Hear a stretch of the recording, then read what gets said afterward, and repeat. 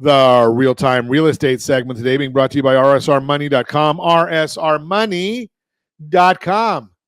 Why a foreclosure wave is not on the horizon. Even though data shows inflation is cooling, a lot of people are still feeling the pinch on their wallets.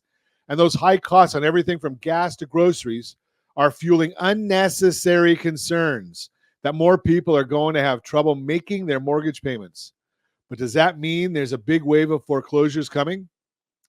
Here's a look at why the data and the experts say that's not going to happen. There aren't many homeowners who are seriously behind on their mortgages. One of the main reasons there were so many foreclosures during the last housing crash was because relaxed lending standards made it easy for people to take out mortgages, even when they couldn't show they'd be able to pay them back. At that time, lenders weren't being as strict when looking at applicant credit scores, income levels, employment status, and debt-to-income ratio. But since then, lending standards have gotten a whole lot tighter. Lenders became much more diligent when assessing applicants for home loans.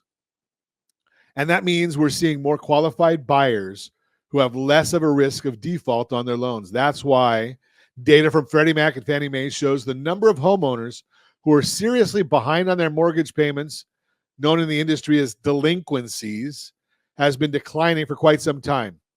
If you're watching us on ronsingleradio.tv, any of the socials, or the ABC News and Talk AM 1490 FM 98.1 video feed, you're seeing a chart of serious delinquencies, and it is on a decline, which ironically enough, it's on a decline right now, and during the pandemic, it was on a forbearance. They couldn't even do it.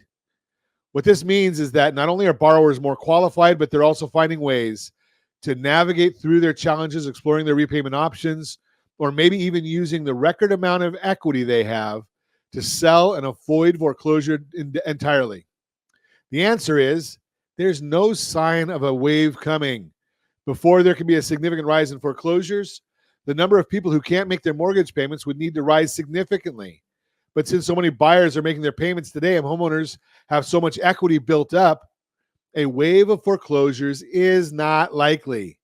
Take it from Bill McBride of Calculated Risk, an expert on the housing market who, after closely following the data and market leading up to the crash, was able to see the foreclosure crisis coming in 2008.